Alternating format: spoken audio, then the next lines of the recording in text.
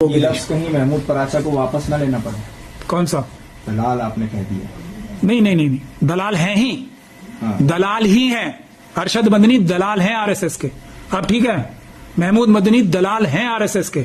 अब ठीक है, क्लैरिटी से कर दिया। करें केस, मैं साबित करूंगा, मेरे पास सबूत है। करें करें, हो गई आपकी सवाल का जवाब मिल गया। एक अधिवेशन से आपने इतना नाप दिया। एक से नहीं, मैं इनको ऑब्जर्व कर रहा हूं पिछले 8 साल से। मेरे पास सबूतों का गट्ठा लगा हुआ है। गट्ठा मतलब पूरा कमरा भर जाएगा, इतने सबूत है मेरे पास। करें ना हिम्मत, करें डिफेमेशन का केस।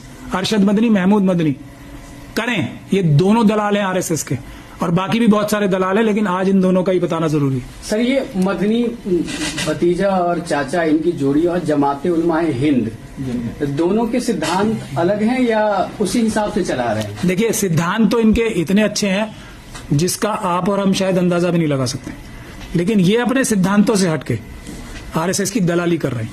ये है, इनके बुजुर्गों ने कुर्बानियां दी हैं, ये अपने बुजुर्गों की कुर्बानियों का एक तरीके से जो कहते हैं ना सूद वसूल कर रहे हैं।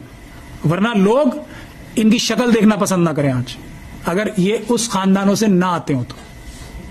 समझ गए आप बात? ये है, ये जो कहते हैं, जो मनुवाद की जो साम दाम दंड भेद जो है ना, ये वो उसका जीता जागता नमूना है। जो ये कहते हैं, जो ये नजर आते हैं, वो ये नहीं है।